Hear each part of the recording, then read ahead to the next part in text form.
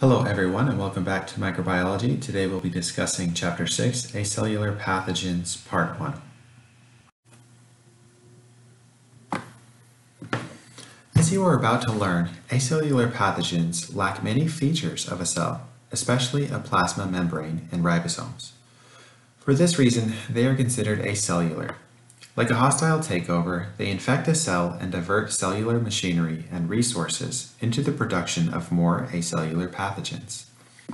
They include viruses, viroids, which infect plants and are smaller than viruses, virusoids, which are circular, single-stranded RNAs that rely on other viruses for multiplying, and prions, which are infectious proteins.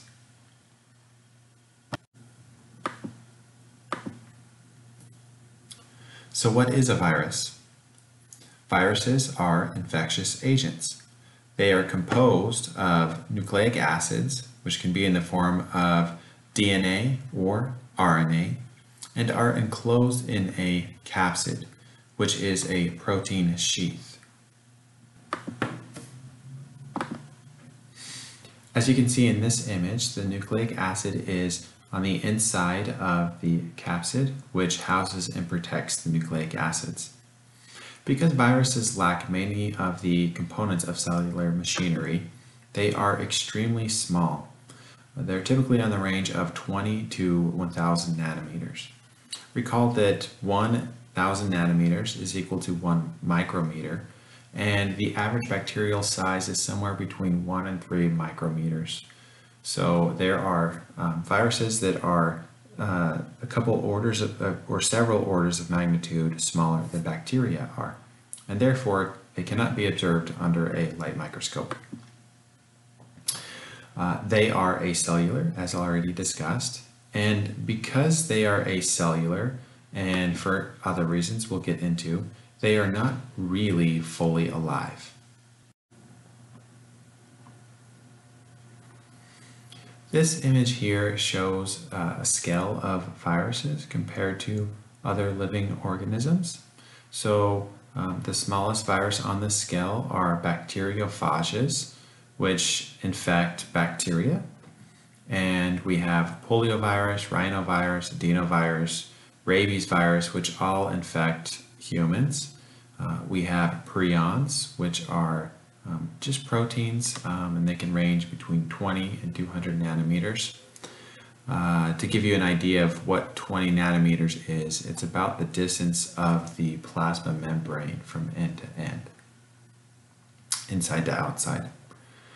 Here we have other bacteriophages, the T4 bacteriophages at about 225 nanometers. Here we have a tobacco mosaic virus. This is a plant virus. We have viroids, as discussed earlier. These are plant viruses. We have vaccinia virus, which infects mammalian cells. Here we have another bacteriophage at 800 by 10 nanometers, and a Ebola virus at 970 nanometers. If you look below, this gives us a reference to bacterium. So chlamydia bacterium, which are very small bacterium. Here we have at about 300 nanometers. Typical bacterium cell here is E. coli at 1 micrometer by 3 micrometers. And the eukaryotic human red blood cell, which is about 10 micrometers in diameter. Some viruses can reach the upper limits of these ranges. The Pandora virus group is a group of amoeba viruses with very large genomes and very large sizes. Their genomes, which are the regions where the genes are stored, are 2.5 megabases long. A base, a nucleotide base, is the letter in the language, the code of life for the genomes. And to put that into context, a E. coli cell, which is a cell, again, it has to keep track of all of these different cellular machineries, and it's a very complex, cellular factory. An E. coli cell is 4.6 megabases long. And a human cell is 3 billion bases long, which is even more complex. And these Pandora viruses can be so large, they actually are an exception to that rule of not being able to be visible under a light microscope. They can be visible under a light microscope, and that's because they can have sizes as big as the width of an E. coli. This particular one in this image here can be greater than 0.7 micrometers in size, and an E. coli cell is about 1 micrometer in width.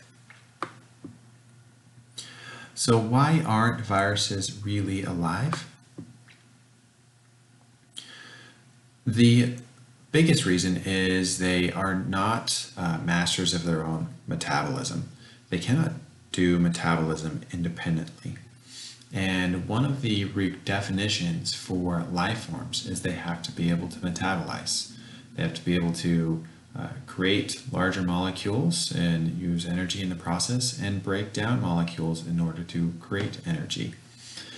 And viruses are really thought of as just being inert particles, unless they are actually inside of a host to infect. They just sort of house genetic material and are carriers of that genetic material. And they rely on their host cell machinery to carry out all of their processes. And because of this relative simplicity of a virus, it can be extremely difficult to target components and processes of a virus, because they actually just use that of our own cells. So by targeting them, we may in fact just target our own cells, and so drugs can be toxic towards us as well. Let's talk a little bit about the viral structure of these. When a virus is fully formed and all of the nucleic acids are bundled and it's packaged and it has all of its parts assembled, they are called virions. In this image you can see a wide variety of their shapes and sizes that they come in. Virions must contain their nucleic acids. They must contain a protein capsid that houses those nucleic acids. Sometimes they have an envelope.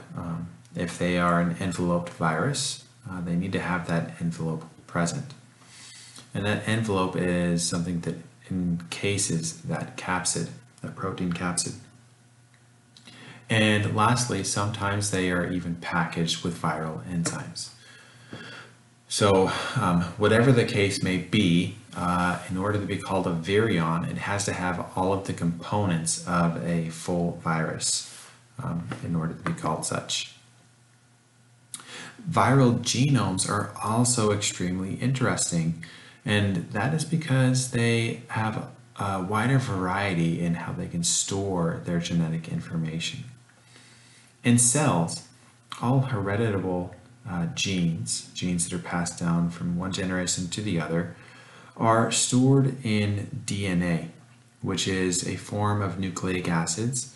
It's short for deoxyribonucleic acids, and that is a type of nucleic acid which has extra oxygen in it, which we'll learn about in the next chapter.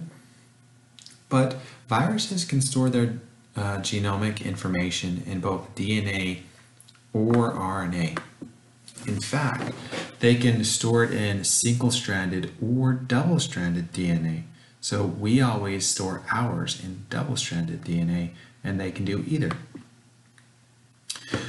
They can also do linear or circular versions of their DNA.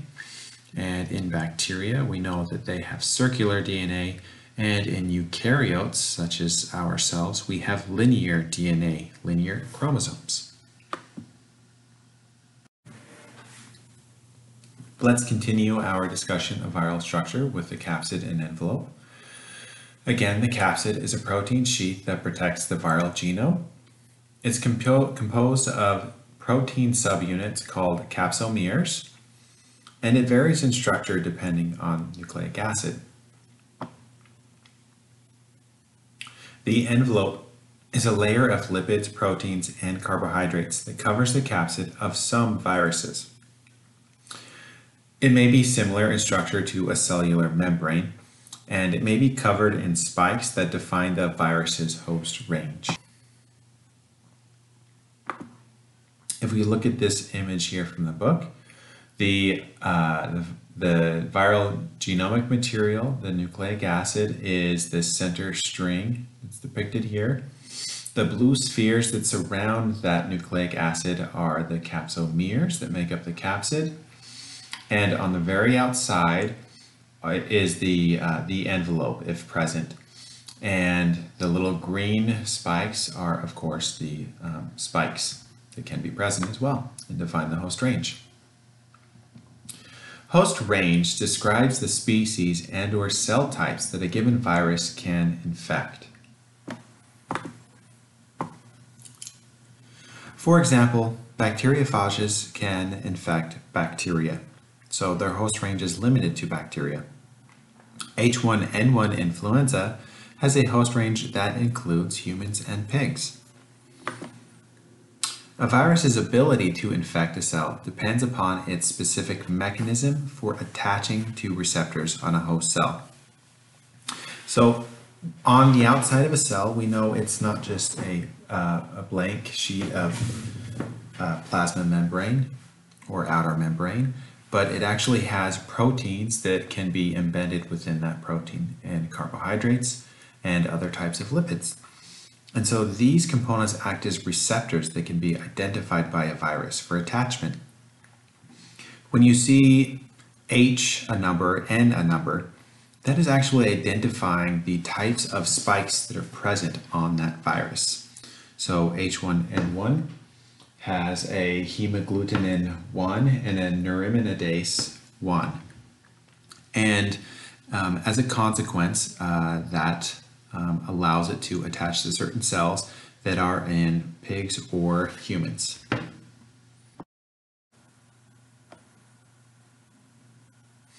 As we showed earlier, there are many morphological types of viruses. Helical viruses are long rods with a cylindrical capsule. Capsomeres are arranged in a helical-like fashion in which the nucleic acid is attached. So here we see this kind of makes sort of a helical staircase that winds up along with the nucleic acid. An example of a helical virus is the Ebola virus seen here in this transmission electron microscope.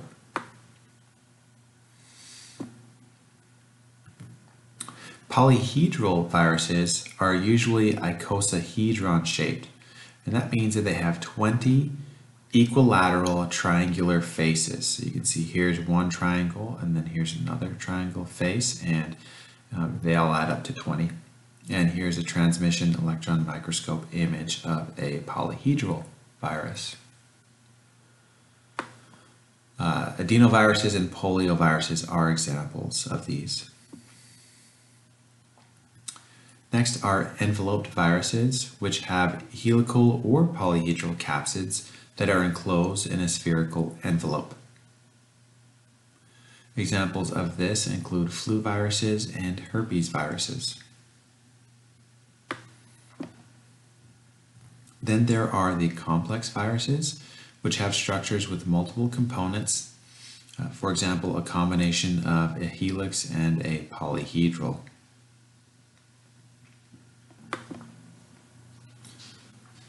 A good example of this is a bacteriophage, as can be seen here to the right, which has a capsid head that contains the DNA, a sheath which connects to a base plate, and tail fibers. And it has spikes that allow for attachment. And when this virus finds the correct host and it attaches, it will inject, like a hypodermic needle, the DNA through the sheath and into the organism. Here we can see a transmission electron microscope image of those bacteriophages. Checkpoint 1. What morphology is exhibited by Marburg virus?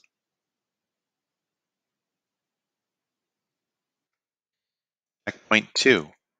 What is the function of the structure indicated by the red arrow? Okay, now we are ready to discuss viral replication. The mechanisms that viruses use to replicate are an important subject of study because these are the processes itself, or rather, its consequences, that lead to a disease state. All viral replication schemes follow the same basic series of steps. The first is attachment, where the virus interacts with the receptors on the host cell. Next is penetration. The virus penetrates the host cell wall and/or membrane. The third is biosynthesis, where the virus hijacks host cells to make more virion parts. Next is maturation, where newly made virion parts are assembled into full viruses.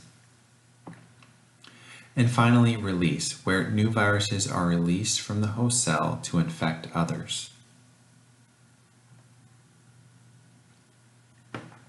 There are, of course, viruses that infect plants and protozoa, but discussion of these is beyond the scope of the class. Replication schemes may vary depending on a virus's nucleic acid type and host range. We are going to consider bacteriophages, animal viruses, and within animal viruses we will cover DNA viruses, RNA viruses, retroviruses. Bacteriophages again have bacteria as their hosts. They have a very complex morphology that we've discussed. They are non-enveloped. They have double-stranded DNA as their genome. And they have two replication mechanisms. They have the first one, lytic. An example of this is the T11 bacteriophage. And lysogenic. An example of this replication mechanism is followed by the lambdaphage.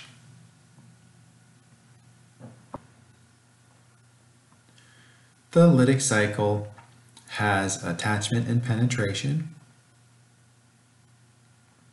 Attachment occurs with tail fibers which attach to receptors on the bacterial cell wall. Penetration, where the viral enzyme phage lysozyme breaks down part of the cell wall. The viral tail contracts and injects the DNA into the host cell. So once in there, we have biosynthesis and maturation, where the virus shuts down transcription and translation of host cell DNA. And transcription and translation is the process of reading the DNA code and making proteins out of it. And then the virus uses the host's own enzymes, the host's components such as nucleotides and ribosomes, which we'll discuss in greater detail in the next chapter, and amino acids in order to make their own viral proteins. So they're essentially doing transcription and translation, and instead of using that to make host cell components, they're going to make viral components and proteins. Then we have maturation, where viral components spontaneously assemble into complete virions. And lastly, we have release, where the host cell's plasma membrane lyses or breaks apart. This kills the host and releases these new virus cells in order to repeat the process, or viruses, pardon me.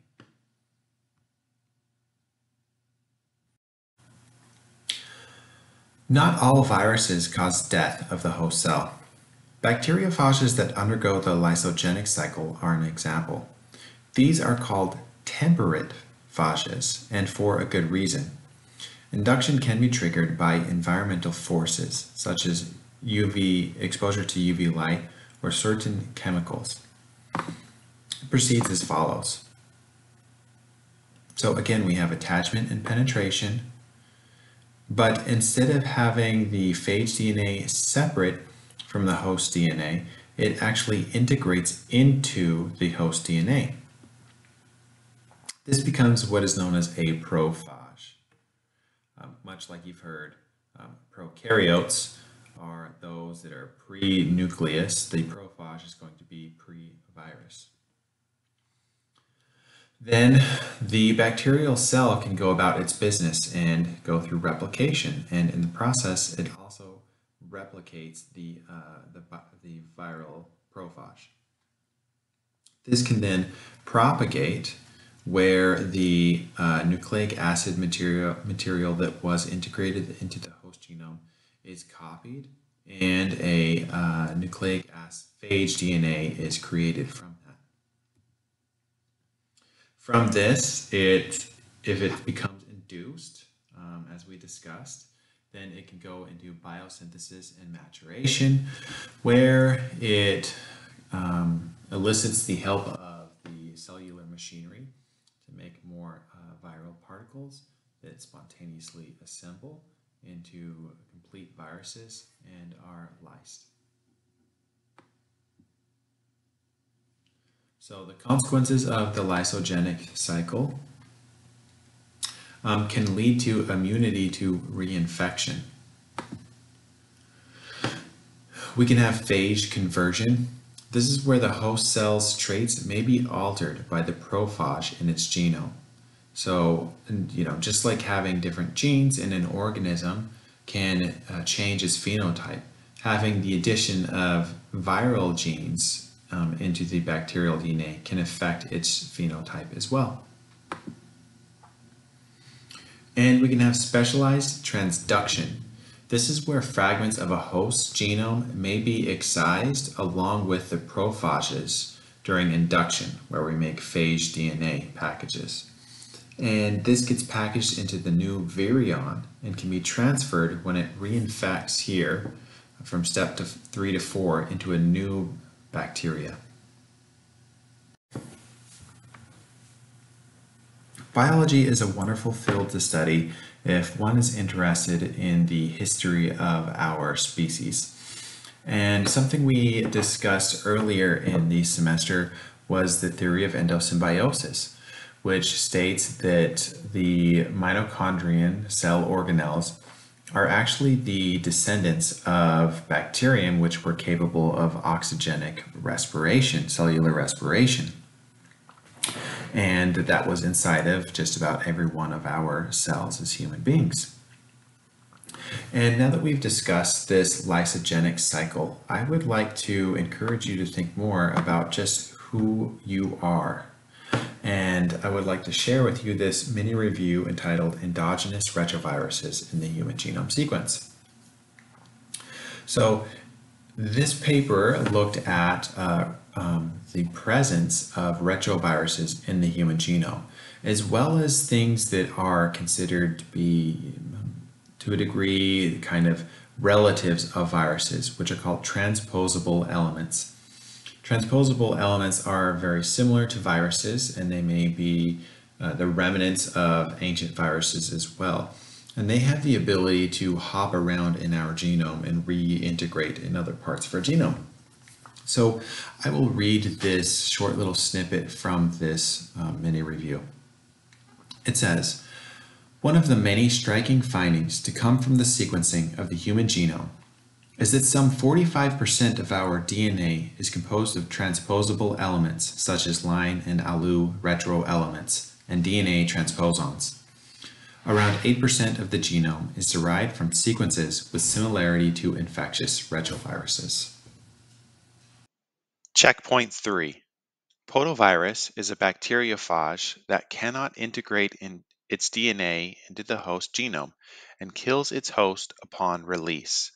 Which viral life cycle does it exhibit? So let's cover animal viruses now. Hosts are animal cells, of course. There are multiple morphologies of animal viruses, and there are multiple types. Again, there's the DNA genome versions, the RNA genome versions, and retroviruses.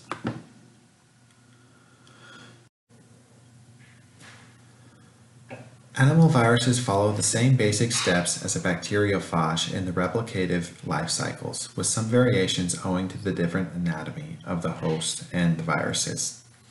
In this table, we will compare the differences between animal viruses and bacteriophages. So, in attachment, we learned that bacteriophages have telefibers that interact with the cell with receptors on the cell wall. In animal viruses, they have spikes or fibers which interact with receptors on cell membranes. For penetration, the DNA is injected into the host cell with bacteriophages. With animal viruses, the entire capsid enters the cell via endocytosis or fusion. For uncoating, the bacteriophage again injects its naked DNA into the host, so there's no uncoating.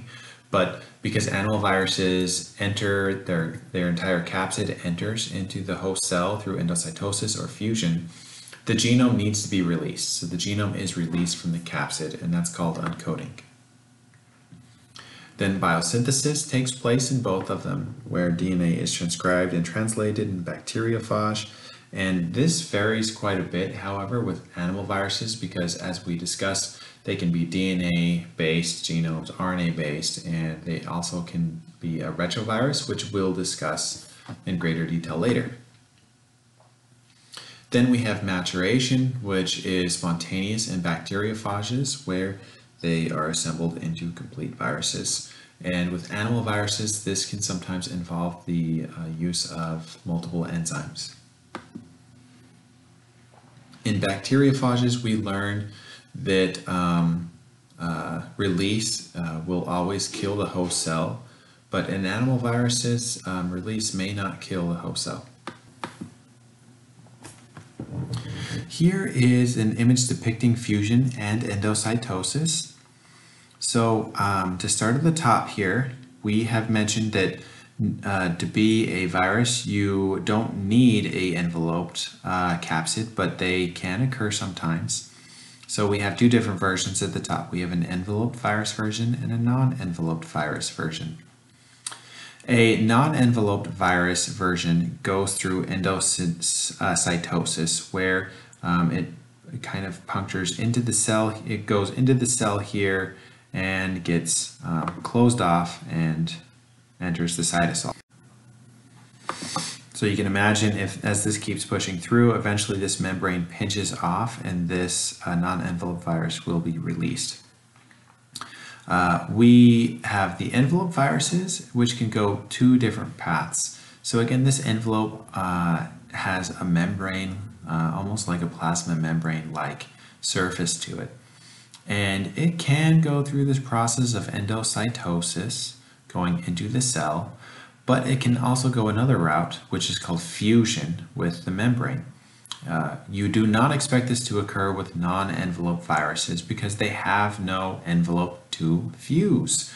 If the fuse is present, then as we can see, it kind of binds to that membrane and becomes enveloped with that membrane, and then can be released. The capsid can be released into the cell.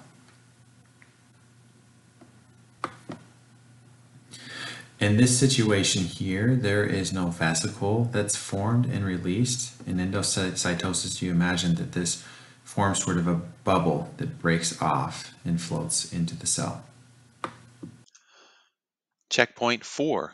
Which animal virus penetration mechanism is depicted in this cartoon?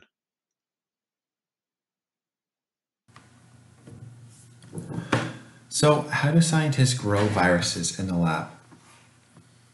As we've looked into, viruses are obligate intracellular parasites. What that basically means is they must be grown in cells. So like obligate anaerobes must be grown, they're obligated to grow in the absence of oxygen. Anaerobe means without oxygen. These viruses are required to grow inside of cells, and that makes them parasites because they are growing off of another living organism. And so in order to culture these in a lab, you have to have cells as a medium. And This is really important in order to look at them for research and study as well as vaccine development. And one of the easiest cells to grow viruses in is an embryonated egg. The flu vaccine is usually produced via this method.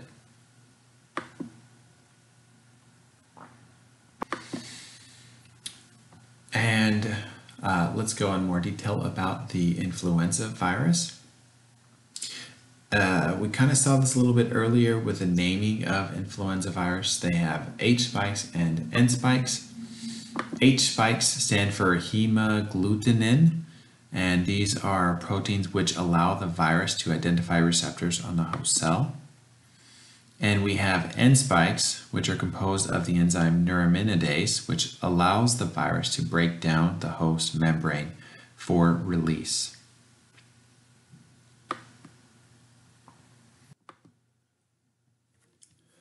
So once again, in these influenza virus strains, we can see the H and N spikes, which define the influenza strain and its host range. Essentially, that's where the naming of these come from. There are some issues with developing an influenza vaccine. One is that the influenza virus mutates and evolves at a rapid rate, so therefore a new vaccine must be developed each flu season.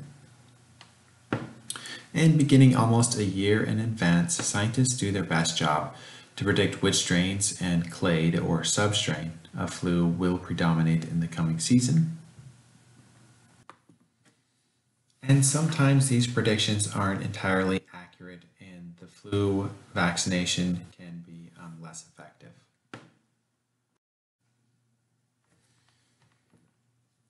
H3N2 has been notoriously a tricky strain to develop a vaccine for, and it becomes a very dominant strain. And this is for a couple of reasons. One is that it mutates more often, so it's hard to make a great match and prepare that match for a vaccine later on in the year. The other is, like we said, in order to grow viruses, we have to grow them in cells. And H3N2 is more vulnerable to adapting to growing inside of eggs. And these changes, these inevitable mutations that occur, make them less similar to the viruses that are found out in nature. So in 2017 to 2018, a vaccine company began to grow their flu viruses in canine kidney cells instead of chicken eggs, and this has worked a lot better in maintaining the genotype of the viruses. We have several different antiviral drugs that we use for treating viruses. If you recall, because the virus uses the cellular machinery in order to do its bidding, it's hard to find good targets. A good target is something that is not present in the host cell. For example, peptidoglycan is a great target for many bacteria because human cells don't produce peptidoglycan. One of these is Tamiflu, and Tamiflu inhibits the release of virions by interfering with neuraminidase, which is the N spikes. And then we have Zidovudine, which inhibits the integration of the HIV provirus by interfering with reverse transcriptase, which we're going to have to hold a little placeholder there for reverse transcriptase. But what reverse transcriptase does is it converts the RNA genome from the virus into DNA, and then that DNA can integrate into the host's DNA. So these antiviral drugs typically work by inhibiting a specific stage of the viral replication cycle.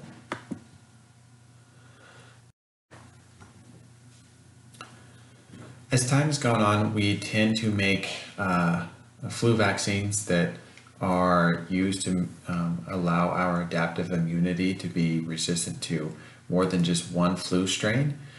We had trivalent flu vaccines for a while, and the latest batches have all been quadrivalent.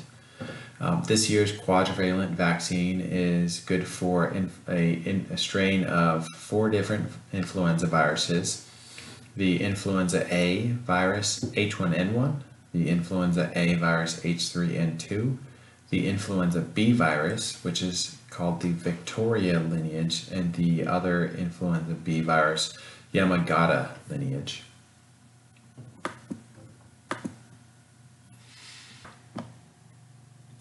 There are more antiviral drugs being developed on the market. One of the new ones is baloxavir.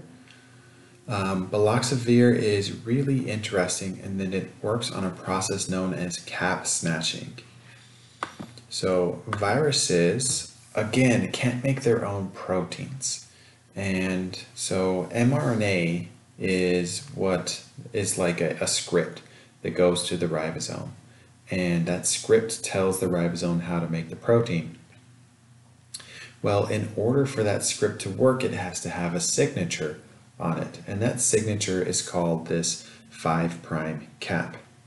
And what a viral cap snatching does is it grabs these 5' caps and sticks it on their own script and then sends it to the ribosome for translation into a protein.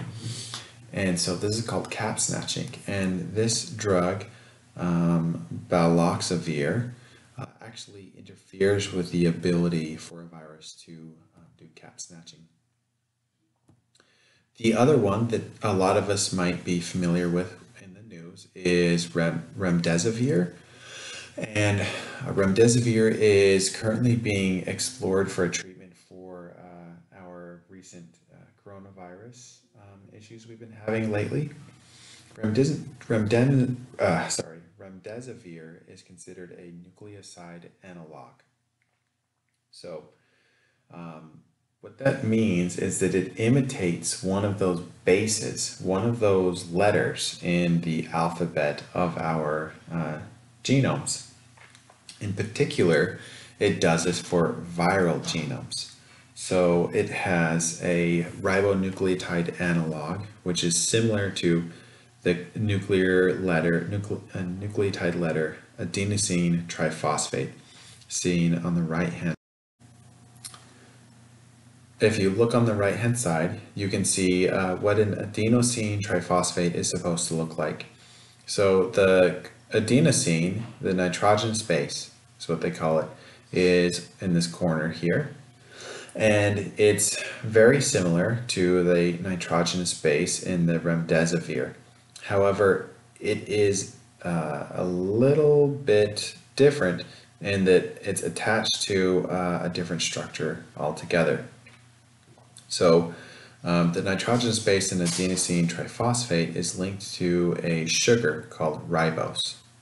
But over here, it is not linked to a sugar. It mimics it with this 5-membered ring, but it has this C carbon triple bonded to a nitrogen here.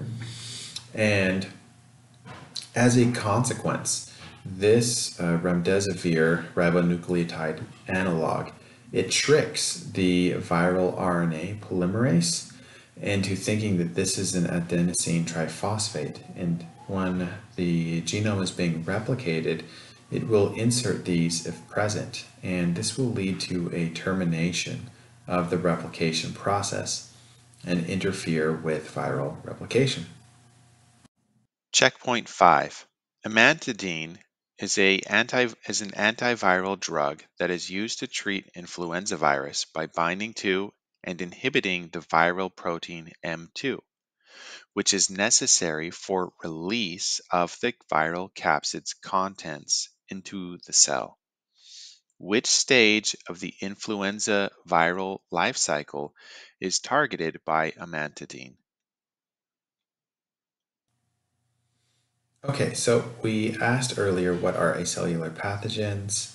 We discussed that they are not living, they lack essential cellular components that allow them to do their own metabolism, and they lack a plasma membrane and very important things like ribosomes. We have just had a look at viruses, which have dominated the conversation. Let's talk a little bit about the others. So we have viroids, which are short strands of circular RNA. They lack the capsids present in viruses, and they replicate after infecting the host cells, and they usually infect plants. We also have virusoids, which should not be confused with viroids. Virusoids are similar to viruses, only they're a single-stranded piece of RNA. And again, unlike viruses, they have no capsid. And they replicate after infecting host cells. These are usually plants again, but these host cells have already previously been infected with another virus, which are called helper viruses. And these helper viruses allow these virusoids to replicate. Prions are quite different from what we've discussed. Prions don't have nucleic acids at all. They are just protein and protein alone. And all known prion diseases are neurodegenerative diseases of the brain. And what happens is you have a normal protein, and these proteins can be, their structure can be altered. And so this becomes a disease-causing protein. And why they're infectious agents is because a disease-causing protein, or a prion, can actually interact with a healthy protein in your brain or in a brain and cause it to become a unhealthy protein. And so that's kind of how it spreads throughout.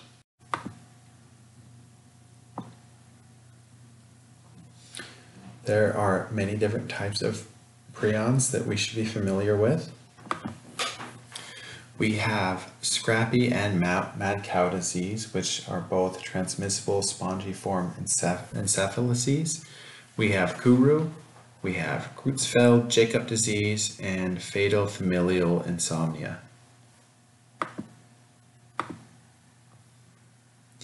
And one thing you need to be aware of is that prion diseases appear to be both transmissible and inheritable.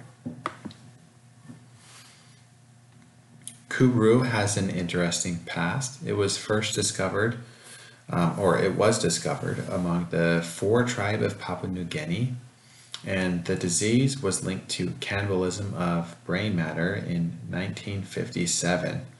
140 out of the 154 affected adults were females, and the reason why this was occurring was dead members of the tribe were eaten as a way to release the spirit, and it was customary for women and children to eat the brain.